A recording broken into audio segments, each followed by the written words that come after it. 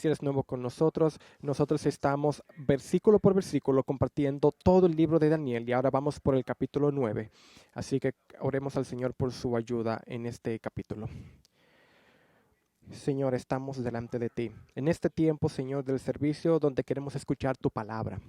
Señor, prepara nuestros pensamientos mientras estamos presentando este texto. Y así como Marta, Señor, hemos sido distraídos por muchas cosas esta semana. Señor, oramos que nos hagas como María, que podamos sentarnos delante de ti y escuchar tu palabra y ser transformados por medio de ella. Y oramos por esta obra de gracia en el nombre de Jesús. Cada uno dice amén. Amén. Bueno, no estaré moviéndome en la caja del ensayo de golf. No sé si saben que cuando los jugadores de golf se preparan, se mueven y practican antes de golpear la pelota. Bueno, no tengo tiempo de agotar un protocolo con una introducción grande. De hecho, quiero escaparme y hay mucho que compartir en este momento y quiero compartir todo el capítulo 9 en esta mañana. Así que después de varios capítulos apocalípticos en las secciones previas de Daniel, ahora el escritor divino hace una transición, nos mueve en la primera parte del capítulo 9. Y veíamos, y es como un cambio de comida exótica a Chick-fil-A. Y ya sabemos lo que debemos de hacer. Así que al final del capítulo de Daniel, podemos ver cómo él presenta ideas diferentes a las ideas apocalípticas. En muchas ocasiones vemos aquí cómo Dios escucha la oración de Daniel mientras que él ora a Dios en el tiempo del exilio, orando a Dios para que Israel pueda regresar a su pueblo, pueda ser restaurado y él entonces intercede delante de Dios por misericordia. Y de hecho, a través de esta confesión vemos muchos ejemplos de intercesión. Por ejemplo, en los versículos del 20 al 23 podemos ver la gran verdad que Dios de hecho escucha nuestras oraciones. Este es un ejemplo aún para nosotros hoy. Y luego finalizamos este capítulo con una profecía de eventos futuros, mientras que leemos sobre las 70 semanas de Daniel. Y es posible que tú seas familiar con esta idea de las 70 semanas, con 70 diferentes interpretaciones que la gente trata de buscarle. Así que esta profecía no está desconectada de la oración. De hecho, esta profecía está conectada a la oración de Daniel en medio del exilio para que Dios se revele. Y de hecho, Dios lo hace por medio de este ángel llamado Gabriel. Y Dios lo que hace es mostrar a Daniel, dar un panorama del futuro. Y así que queremos que consideremos tres partes. La primera es una oración hecha. Número 2, una oración escuchada. Y número 3, una profecía dada. Así que vamos a comenzar con una oración hecha. Versículos 1 al 19. Así que a través del libro, si ustedes lo han seguido, Daniel es descrito como un hombre de oración. Y este es el secreto de la oración y del fruto de lo que Daniel hace. Su oración. En el capítulo 2, cuando él escucha la noticia que el sueño de Nabucodonosor no podía ser dado a conocer y que el pueblo iba a ser asesinado si no lo escuchaba, Dios escuchó la oración de Daniel presentando al Señor revelación por ese sueño y Dios responde. En el capítulo 6 vemos también Daniel en el foso de los leones, vemos también este patrón de oración que Daniel presenta, donde él también es librado del foso de los leones. Y ciertamente lo que vemos en el capítulo 9 no es algo nuevo, sino un récord de las oraciones que Daniel presentaba delante de Dios. Así que hay en este contexto de la oración de Daniel una meditación bíblica. También podemos ver una confesión bidimensional. Y también en los versículos 15 al 19 vemos peticiones que tienen cierta urgencia. Lo primero que vemos es una meditación bíblica en los primeros dos versículos. Y ciertamente, ¿qué es lo que inspira a Daniel en esta oración? Ciertamente a la palabra de Dios. Y esto es lo que debe de motivar nuestra oración. En el versículo 1 nos dice que el tiempo en que esto sucedió y fue en el año primero del rey Darío. Y es posible que esto haya sido cerca del tiempo final del exilio, en los años 500 y tantos antes de Cristo, específicamente 539. y vemos cómo el pueblo de Israel está en un contexto donde fue destruido, fue sitiado, están en exilio, y ahora vemos a Daniel haciendo énfasis al libro de Jeremías y esta cautividad que iba a tomar solo 70 años. Y mientras Daniel considera el libro de Jeremías, esto lo anima y lo motiva a él a orar y presentar delante del Señor. Así que él dice, y vemos a Jeremías capítulo 29, en versículo 10, cuando dice, pues así dice el Señor, cuando le hayan cumplido Babilonia 70 años, y yo os visitaré y cumpliré mi buena palabra de haceros volver a este lugar. El versículo 11 dice, porque yo sé los planes que tengo para vosotros, declara el Señor, planes de bienestar y no de calamidad, para daros un futuro y una esperanza. Esta es la esperanza de Dios para su pueblo, que iba a haber una esperanza en medio del exilio. Me invocaréis y vendréis a rogarme y yo escucharé. Así que Daniel está compartiendo y viendo esas cosas en Jeremías de cómo Dios va a escuchar la oración en estos 70 años, y vemos a Daniel escuchando la oración respondida de Dios. Así que Daniel lo que hace es orar al Señor y apela a este texto pidiéndole a Dios que cumpla lo que Él ha prometido. Y lo que Daniel quiere enfatizar aquí es la soberanía de Dios más fuerte o con tanta fuerza que cualquier otro libro de la Biblia. Dios reina sobre grandes cosas, sobre cosas pequeñas. Aunque la soberanía de Dios, esto no significa que nosotros debemos ser pasivos. De hecho, Daniel está activo en la oración. Así que la soberanía de Dios no es una excusa por la indolencia, sino debe de ser una incentivación a la acción. Así que el hecho de que, por ejemplo, Jesús declara que toda autoridad le ha sido dada en el cielo y la tierra, no se queda ahí y se descansa, sino que Él exhorta a los discípulos a que hagan discípulos de todas las naciones. Así que vemos a Daniel que está en desesperación, ayunando, haciendo silicio, en cenizas, y él ora. Y ustedes quizás se preguntarán, si Dios hizo esta promesa hace 70 años y la va a cumplir, porque Daniel está orando. Y es por el hecho de que las promesas de Dios son una invitación a la oración. Y podemos ver este ejemplo en la Biblia. En Primera de Reyes capítulo 18 vemos al profeta Elías que Dios promete lluvia, y Elías, a pesar de eso, ora por lluvia. Y en el Monte Carmelo vemos también a Elías orando delante de Dios. Así que Dios no muestra su gloria hasta después de que Elías ora y luego llega la lluvia. Y de hecho, en Apocalipsis vemos también lo mismo. Jesucristo dice, yo volveré pronto, una promesa. ¿Y cuál es la oración? Entonces, ven pronto Jesús. Amén.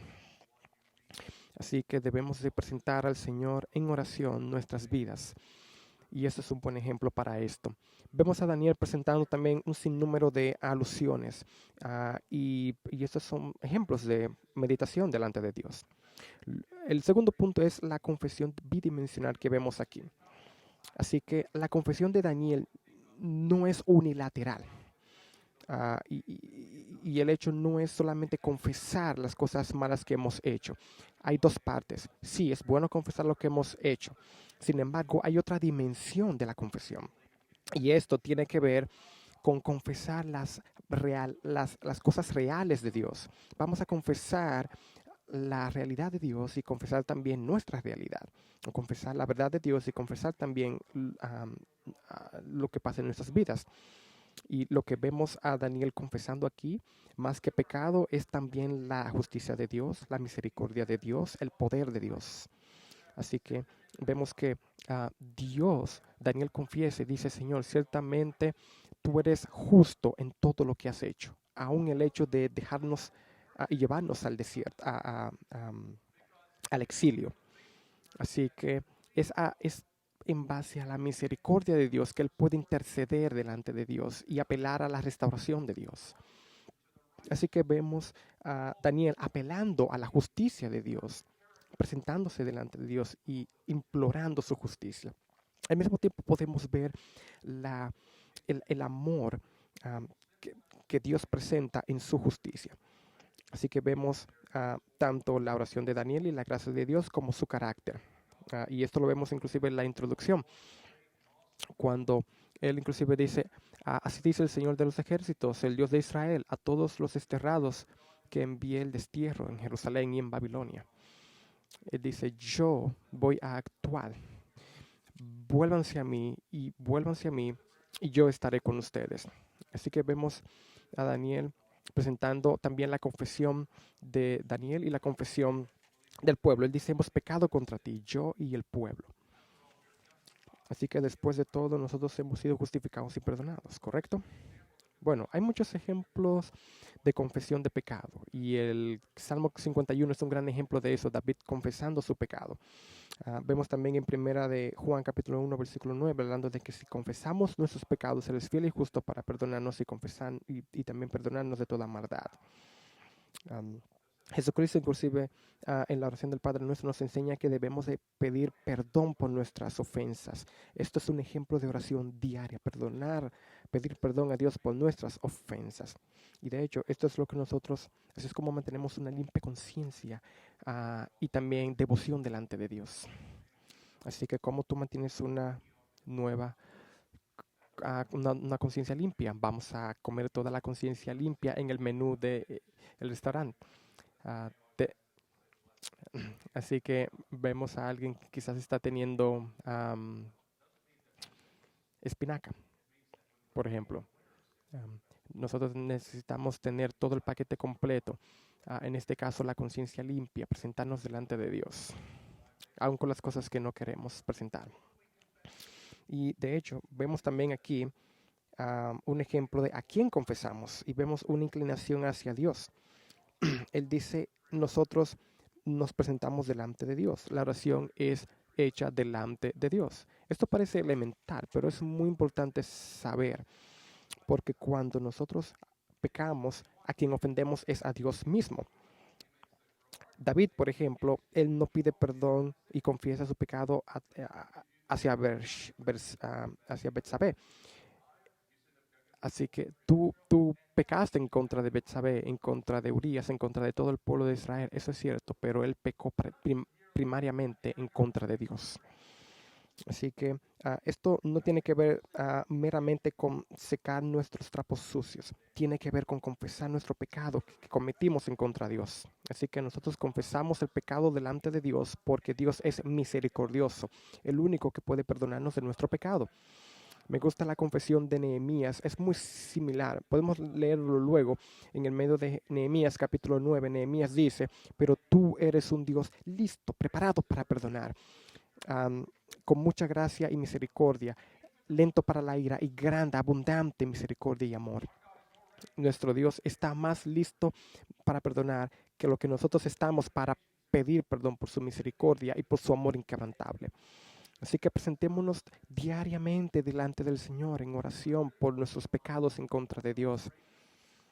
Así que después de estas líneas de apertura con relación a la grandeza de Dios, a la fidelidad del pacto del pueblo y también a los pecados del pueblo, hay cosas más específicas en esta oración. Daniel dice, por ejemplo, en los versículos 6 al 8, él dice, no hemos escuchado a tus siervos, los profetas que hablaron en tu nombre a nuestros reyes, a nuestros príncipes, a nuestros padres y a todo el pueblo de la tierra. Tuya es la justicia, oh Señor, y nuestra es la vergüenza en el rostro, como sucede hoy a los hombres. A ti, Señor, pertenece toda vergüenza del rostro y de nuestros reyes, de nuestros príncipes y de nuestros padres. Así que 2 veces Daniel presenta la falla de sus líderes, los líderes de Israel. Al hacer esto, Dios presenta la maldad en medio del pueblo y probablemente hay una palabra que presentar ante los líderes que han sido encontrados con falta y por fallar ante la gran responsabilidad de representar al pueblo. Y déjenme decirles esto, líderes te pueden fallar, personas te pueden fallar. Vemos aquí pronombres de nosotros, ustedes. Y de hecho, esto es un ejemplo de una confesión corporativa, donde él también confiesa y dice, nosotros, todos el pueblo, hemos fallado. Daniel mismo se incluye a sí mismo en esta confesión de pecado. Daniel, que se presenta como el más piadoso de los israelitas, él no está am, más allá del cilicio, porque él también es pecador. Y de hecho, él se identifica a sí mismo entre aquellos que también han deshonrado a Dios. Y esta identificación con el pueblo es vista en una manera más relevante, importante en la persona de Jesús y su venida, el mediador perfecto, am, aquel cuya identificación con el pecado es totalmente distante. Y como Pablo dice, Dios lo hizo pecado a pesar de no tener pecado, para que en su justicia nosotros pudiéramos ser justos delante de Dios. Él nos viste de su justicia, su obra de acción, su obra de gracia nos presenta delante de Dios y también Él quiere que presentemos una confesión honesta. Nosotros somos los que hemos recibido acceso a su gracia. Así que Daniel presenta y resalta al pueblo, a su propia vida, a los líderes. En los versículos 7 al 14 hay una repetitiva afirmación de la justicia de Dios y de su misericordioso carácter. Y eso es lo que Daniel hace, porque él sabe que Dios está en lo correcto, pero él también sabe que Dios es misericordioso. Así que hay esperanza. En un par de ocasiones, versículos 4 y 5, y también 10 y el 11 y el 13, él también llama la atención a la predicación de los profetas con la justicia de Dios. Que nosotros no hemos escuchado la palabra de Dios, no hemos escuchado tus profetas. Así que las personas se rebelan y las personas que se rebelan, ellos rehúsan presentarse delante de Dios y responder apropiadamente. Así que el pecado está conectado con la falla de prestar atención, la exposición de la palabra de Dios. La palabra de Dios, ellos están sin excusa. Y lo mismo es para nosotros hoy mismo. Tenemos la Biblia, tenemos personas que nos enseñan. Nosotros no estamos siendo encantados por la palabra, estamos siendo transformados por ella. Así que debemos de prestar atención a la palabra de Dios. Y Daniel dice que no hemos respondido correctamente. Así que vamos a confesar este tema de la confesión. Vamos a presentarnos con humildad responsable, no con un espíritu de hacer un cambio o transferencia de culpa hacia otros. Una honestidad es lo que más vale. ¿Por qué no presentarnos responsables de nuestro pecado? Daniel se hace responsable del pecado y la falla de él y del pueblo. Así que no podemos jugar ese juego de hacer cambio o transferencia de culpar a otros, en vez de reconocer también nuestras fallas. Estas son palabras honestas. En versículo 5 inclusive habla acerca de cuando él dice, nosotros no hemos arrepentido, no hemos presentado las palabras. Vemos también Vemos varios ejemplos aquí como nos hemos rebelado, no hemos obedecido, versículo 10, hemos quebrantado tu palabra, hemos pecado, versículo 11, la maldad, versículo 13, capítulo 14, no hemos obedecido. Así que Daniel habla acerca de esto en su confesión. Y él no está diciendo, no tenemos un juicio que nos frustra. Él está diciendo, esto es una decisión mía por yo sentirme mal. Él no está diciendo, yo me estoy sintiendo frustrado o esto es un error de juicio. O él ciertamente ha tocado una tecla que no debe. Y ciertamente nosotros tenemos la tendencia de culpar a otros siempre.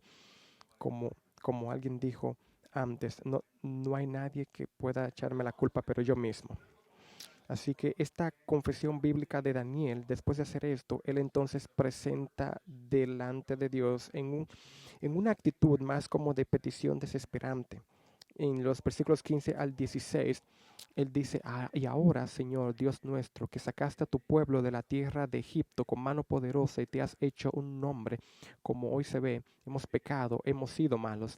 Luego él comienza a hablar de manera detallada de lo que él ha hecho. Oh Señor, conforme a todos tus actos de justicia, apártese ahora tu ira y tu furor de tu ciudad, Jerusalén, tu santo monte, porque a causa de nuestros pecados y de las iniquidades de nuestros padres, Jerusalén y tu pueblo son el oprobio de todos los que nos rodean. Y ahora, Dios nuestro, escucha la oración de tu siervo y escucha sus súplicas y haz resplandecer tu rostro sobre tu santuario desolado por amor de ti mismo, Señor. Inclina tu oído, Dios mío, y escucha. Abre tus ojos y mira nuestras desolaciones y la ciudad sobre la cual se invoca tu nombre. Dios lo que quiere es que Él restaure el templo. Y no tan solo eso, sino que restaure el pueblo, que restaure a las personas, el corazón de la gente. Así que Él está pidiendo delante de Dios. Santiago dice que nosotros no recibimos porque no pedimos. Jesucristo dice, sigue pidiendo, sigue tocando la puerta, sigue, persiste en oración. Versículo 17.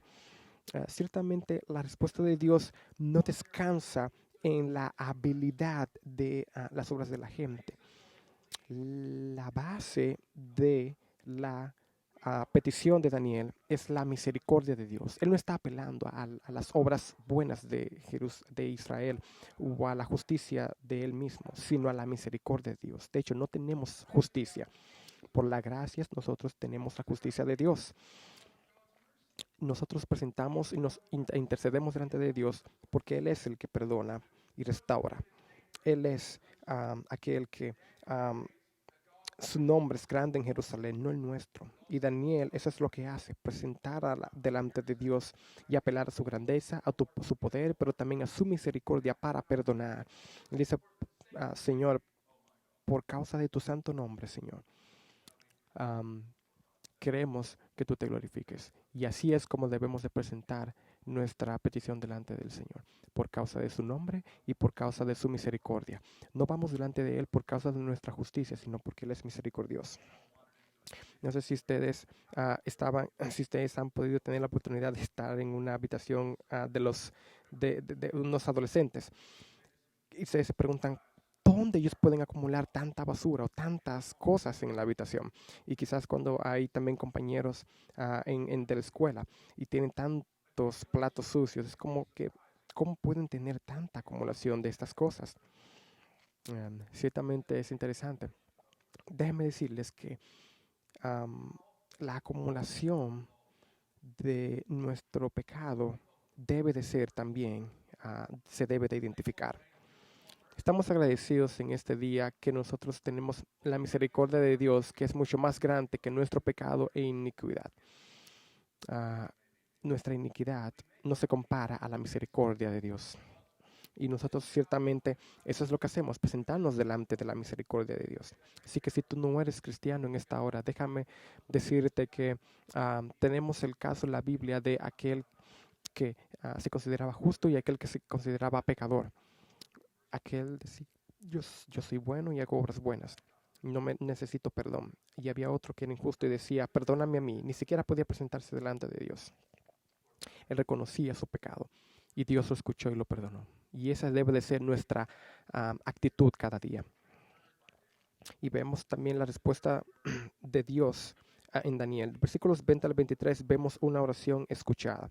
Y esto nos enseña que Dios escucha la oración de la gente.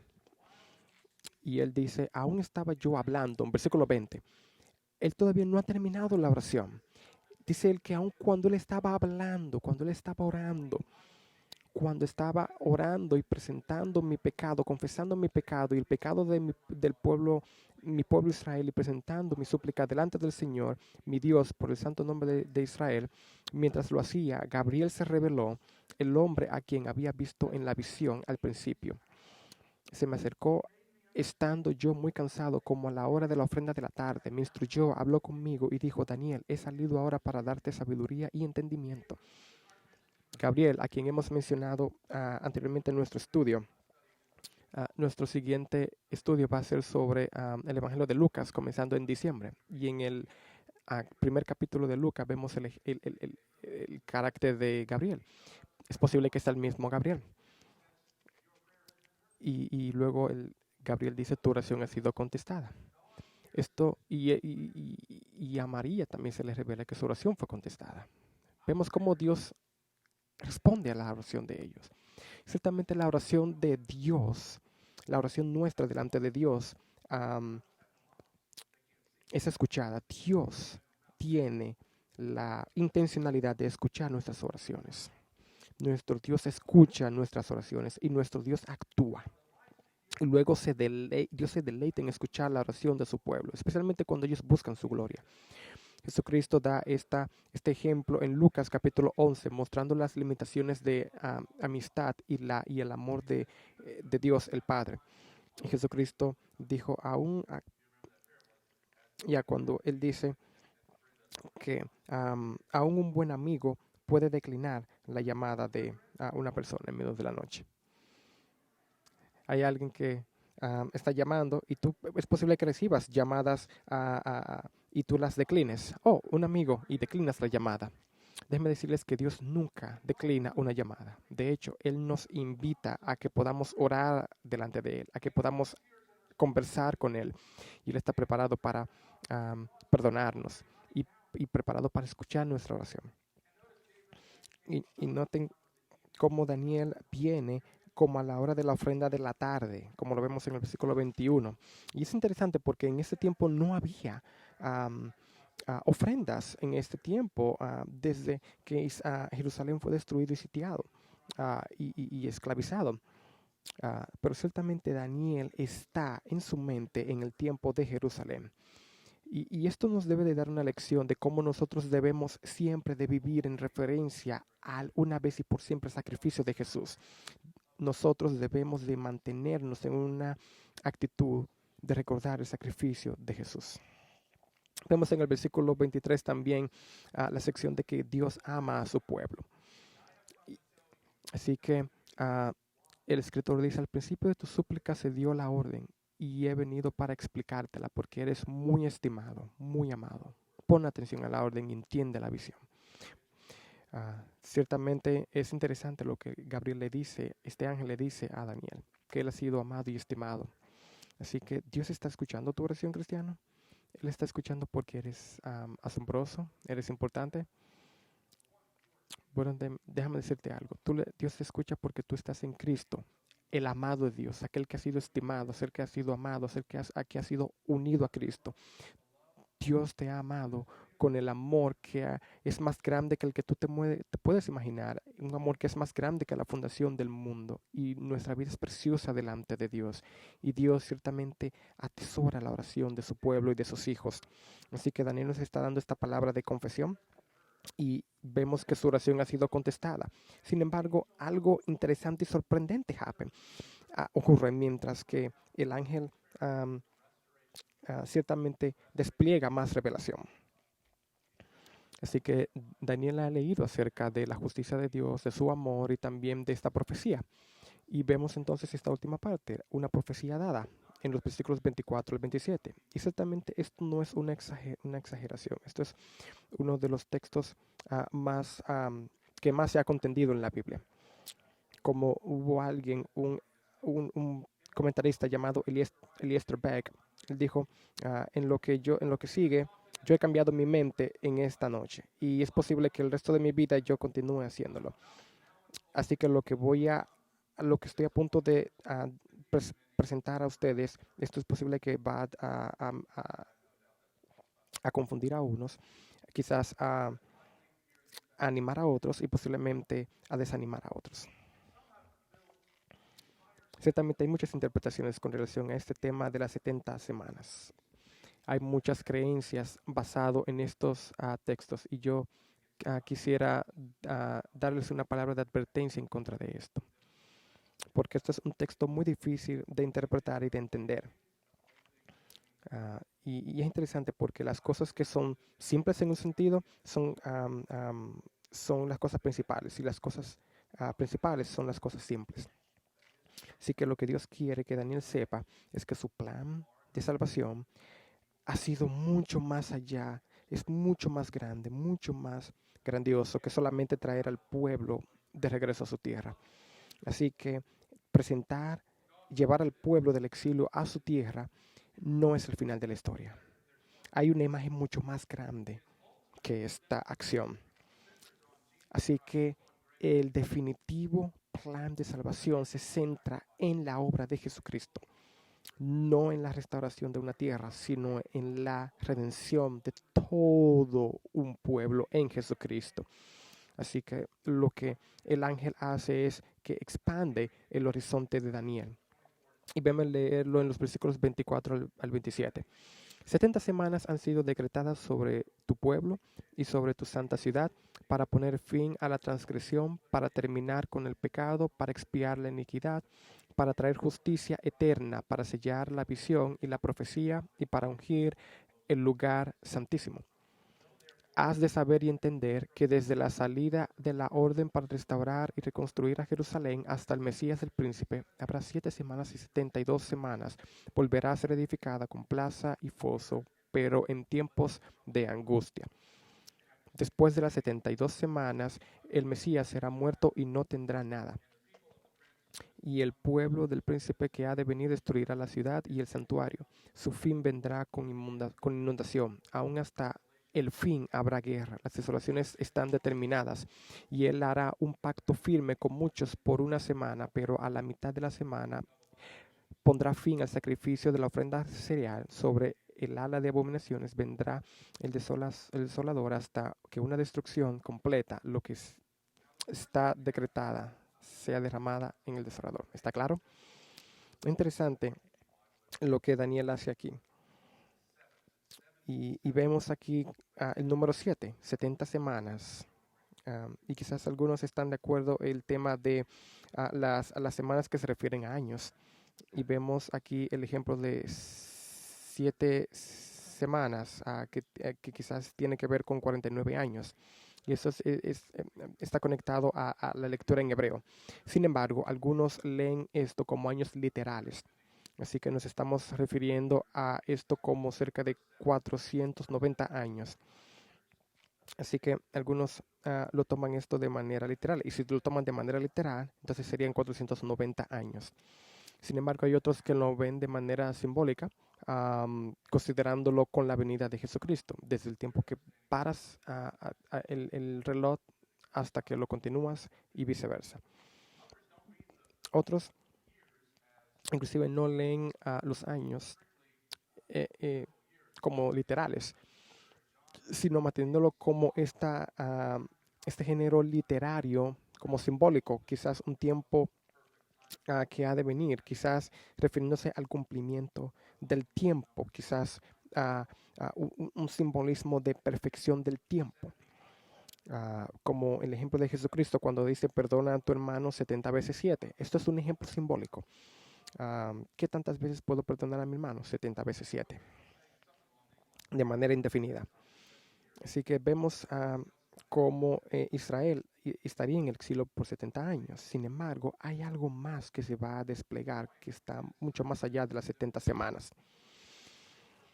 Y, así que esos 70 años no van a venir en cumplimiento hasta que el plan histórico de redención se despliegue con perfección por medio del sacrificio de Jesús. Así que así que muchos entienden esto con la destrucción del templo, lo conectan con la venida de Cristo, lo conectan con la reconstrucción del templo. Algunos inclusive incluyen muchas otras cosas más, la venida del anticristo, muchas cosas que van a preceder la segunda venida. Muchas interpretaciones. La manera de llegar allá es precisamente antes del versículo 27, lo que se refiere a un tiempo vacío, donde no hay nada que ocurre. Así que entre las semanas 70 y 62 vemos que algunos piensan que ya Dios no va a lidiar con la iglesia, sino con Israel. Y de hecho, hay muchos que leen eso de esta manera. Y la iglesia pasa a la historia y luego Dios trabaja con Israel. Ciertamente yo no lo veo de esa manera. Yo lo veo más como una serie de eventos múltiples, pero no como una división de la iglesia de Israel, sino lo veo en una conexión de la venida del Señor, la destrucción del templo en el año 70. Sin embargo, cualquiera sea el caso, el punto aquí es que muchas cosas van a suceder en la vida de Daniel antes de que el plan de salvación ocurra. Y déjenme presentarles por qué yo creo esto. El versículo 24 habla acerca en todo el tiempo. Vemos a 69, ah, las primeras 69 semanas, 70 semanas, y cómo todo esto va a traer una profecía que tiene que ver con este cierto tiempo y los eventos que ocurrirán en este tiempo. Así que en los versículos 29, 26, vemos también un ejemplo de reconstrucción del templo hasta la venida de Cristo. Hay muchas cosas para desplegar o para presentar. De hecho, en el versículo 25, en adición a estas semanas, algunas traducciones habla acerca de esto. Quizás si tú sumas 7 más 62, hacen un total de 69. Y hay muchas cosas que pueden ser traducidas de manera diferente, hasta en una estructura como de quiasmo. Pero ciertamente el punto de todo esto es que muchas cosas van a suceder hasta que la siguiente cosa suceda, que va a ser la venida de Jesús. Así que versículos 26 y 27, aquí es donde está la dificultad. Muchas personas están de acuerdo en el versículo 25, pero los versículos 26 y 27 es donde la situación puede complicarse un poco más. Muchas personas están de acuerdo con el versículo 25, que habla acerca de la venida tiene que ver con la obra de Cristo. Cuando dice después de las 62 semanas el Mesías será muerto y no tendrá nada, y el pueblo del príncipe que ha de venir destruirá la ciudad y el santuario. Su fin vendrá con inundación y aún hasta el fin habrá guerra. Las soluciones están determinadas. Esto parece que pudiera estar hablando acerca de lo que sucederá en el tiempo de Tito, que el templo será destruido para que el templo sea reconstruido, y ciertamente no está reconstruido con la gloria en que estaba construido con Salomón. Ciertamente Jesucristo más adelante viene, es crucificado, el Mesías muere y 70 años después es destruido nuevamente, después de que Cristo viene. Y esto es lo que se pudiera describir en Daniel. Ahora bien, versículo 27 es lo que pudiera haber un poco de aparente contradicción, pero no exactamente contradicción. Y vemos inclusive a Antíoco siendo un tipo de Cristo. Pero ciertamente no creo que esto funcione de esta manera. Pudiera ser una especie de paralelismo, donde el versículo 27 repite el versículo 26. Así que en vez de leer el versículo 27 como A, B, C, D, lo leemos como A, B, A, B. Vemos primero el ungido y luego la desolación. Vemos el pacto hecho por este ungido y luego la desolación. Lo que se llama recapitulación. No es ciertamente cronológico lo que está sucediendo. No tiene que ver con el hecho de vamos a ver los sellos, luego las trompetas, luego las bolas, las tazas. Ciertamente esto es algo que está sucediendo que es paralelo más que cronológico. Y esta parte aquí está conectado a Jesucristo, el Mesías que murió y que tiene un pacto para con su pueblo. Y vemos también este ejemplo con la desolación. Este gobernante que no va a gobernar por siempre. Así que todo esto está claro. Versículo 24 habla acerca de la venida del Señor y lo que Él va a cumplir, seguido de este decreto en el versículo 29 de la reconstrucción del templo, juntamente con lo que va a suceder en lo que sucederá en este evento tan importante, dígase la venida de Cristo. El versículo 26, Él es cortado o muerto. Y lo que vemos en esta profecía es cómo nuestra salvación está enraizada en la historia.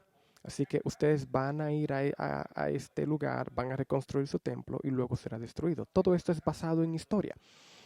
Esto sucederá después de la reconstrucción del templo. Él será crucificado. Pero luego, después de ser reconstruido y Jesucristo muere, la tierra donde el templo fue reconstruido nuevamente será profanado por paganos. Sin embargo, algo mucho más grande sucede. El acceso a Dios fue hecho a todo el mundo, a todo lugar, debido al sacrificio expiatorio de Jesucristo. Así que Daniel dice, no pongan su esperanza en el templo, será destruido. Presenten su esperanza en aquel que es mucho más grande que el templo, Jesucristo. Aquel que fue crucificado y que ahora ha resucitado de la muerte. Así que, aun cuando estos detalles no son precisos, no lo tomen como el mensaje de este texto. Lo que se está comunicando aquí a Daniel, el ángel a Daniel, es que hay algo mucho más grande, mucho más glorioso que un regreso del pueblo de Israel a Babilonia, y es precisamente el sacrificio, muerte y salvación y gracia de Jesucristo. Nosotros no somos un pueblo que habita en medio de un pueblo um, que está muerto y dentro de un templo muerto. Sin embargo, nosotros conocemos a Dios por medio de Jesucristo, aquel que fue más importante que el templo y que murió por nosotros y que es nuestro sacrificio mayor. Y de hecho, el lenguaje que vemos aquí es un lenguaje que usa Hebreos. Su sacrificio ha traído justicia y sacrificio para siempre. Esto ha hecho un pacto con su propia sangre, de manera que es un pacto poderoso, es un pacto suficiente, es un pacto mucho más grande e importante que cualquier otro evento. Y de hecho, esta es la razón posiblemente por la que Daniel recibe este mensaje de en el tiempo de la ofrenda. Hay un sacrificio que es mucho mayor y que se aproxima. De hecho, este mensaje no debe de traer tristeza y, y- y traer tribulación. De hecho, debe de traer esperanza. Aquel que vendrá y que de hecho vino y que volverá de nuevo en el tiempo de Dios, en el que la iglesia dice amén. Ven pronto, Señor Jesús. Nosotros oramos al Dios que es justo, que es misericordioso, aquel que es soberano. Y nosotros tenemos este gran privilegio de orar por la obra de Jesucristo, nuestro Señor. Y en Jesucristo nosotros somos amados, grandemente amados. Bendito sea el Señor por su palabra. Señor, te damos gracias por presentarnos delante de nosotros esta gran oración de confesión. Agradecido, Señor, mientras nosotros estamos considerando y presentando nuestro pecado delante de ti. Tú eres misericordioso, Señor, así que oramos por tu misericordia. Estamos agradecidos, Señor, por el perdón de pecados que hemos tenido, Señor, en Jesucristo. Y por la comunión que hemos recibido en ti, Señor. Mientras presentamos nuestra confesión cada día, oramos que tú nos mantengas limpios y cerca delante de ti, Señor, reconociendo quién tú eres, dónde hemos fallado y que podamos apelar a tu gracia. Y que en Jesucristo, Señor, podamos reconocer que somos amados, que tú eres la esperanza que ha de venir, la esperanza de gloria. Señor, estamos agradecidos por aquel que ha sido nuestro Salvador y que conoce el fin de todas las cosas. Y estamos agradecidos que escuchas nuestra oración en esta hora. Señor, así que mientras consideramos tu sacrificio que hiciste una vez y para siempre en esta cena del Señor, Señor, bendice nuestro pueblo en ese tiempo. Amén.